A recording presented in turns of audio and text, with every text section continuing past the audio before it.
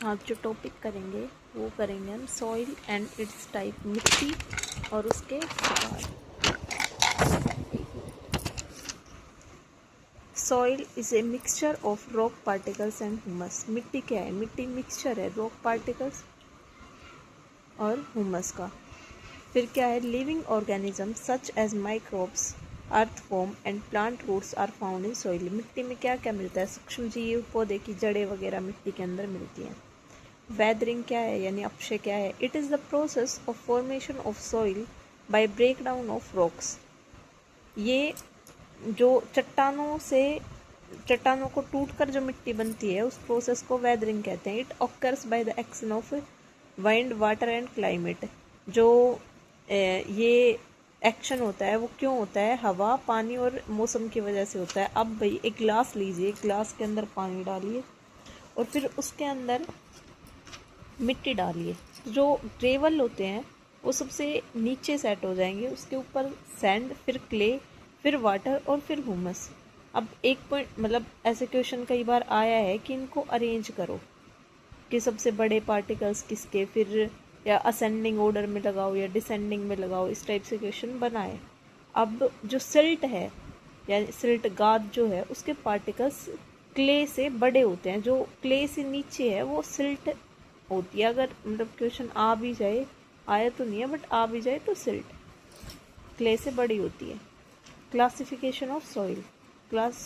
जो मिट्टी है वो कितने प्रकार की है? सैंडी सॉइल, लोमी सॉइल और क्लेई सॉइल। 3 प्रकार की मिट्टी है।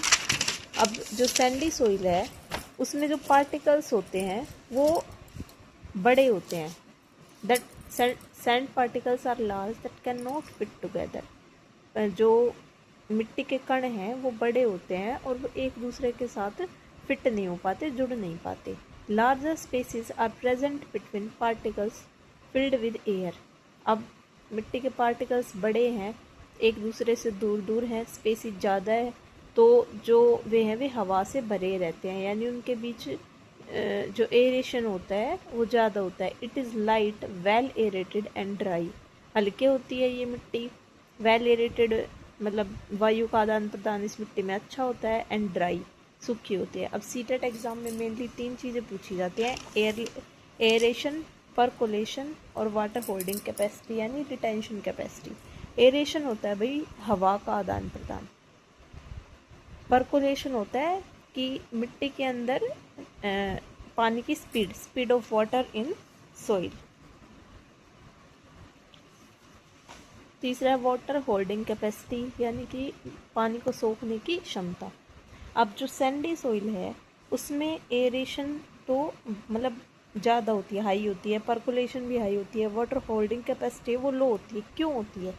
मतलब जो इस मिट्टी में जो पार्टिकल्स हैं वो बड़े होते हैं, एक दूसरे से दूर दूर होते हैं, तो जो हवा का जो आदान प्रदान है वो ज़्यादा होगा, पानी का भी ज़्यादा होगा। वाटर होल्डिंग कैपेसिटी पर वो पानी की जो होल्ड करने की कैपेसिटी है उसकी वो कम होगी।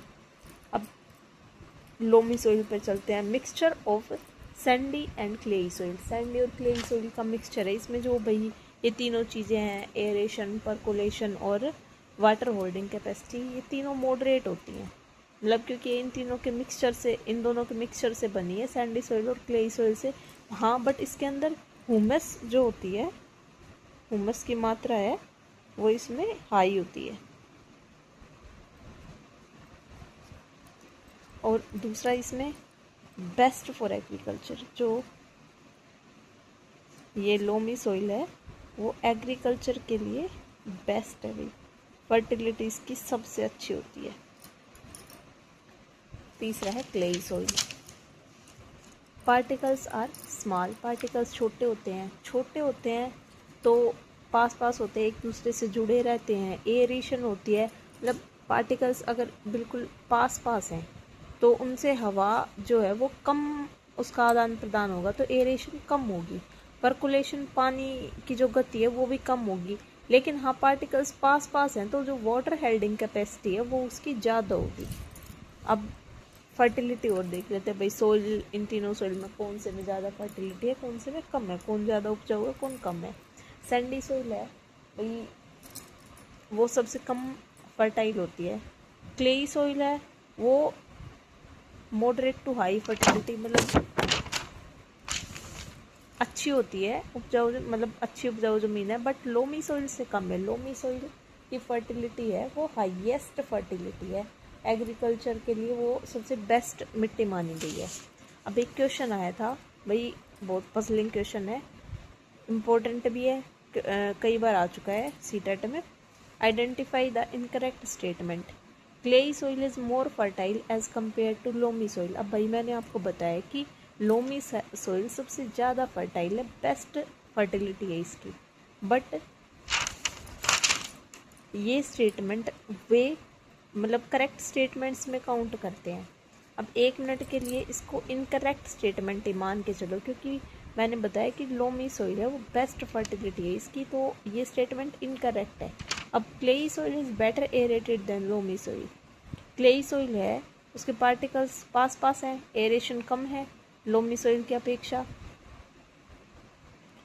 तो ये स्टेटमेंट भी इनकरेक्ट है। अब water retention capacity of clayey soil is better than that of loamy soil, water retention capacity मतलब मिट्टी को सोखने की क्षमता क्लेई सॉइल के पार्टिकल्स पास पास हैं तो इसमें ज़्यादा है, लोमी सॉइल में कम है, तो इसमें पूछा गया है क्लेई सॉइल की बेटर है लोमी सॉइल से, तो ये ट्रू है।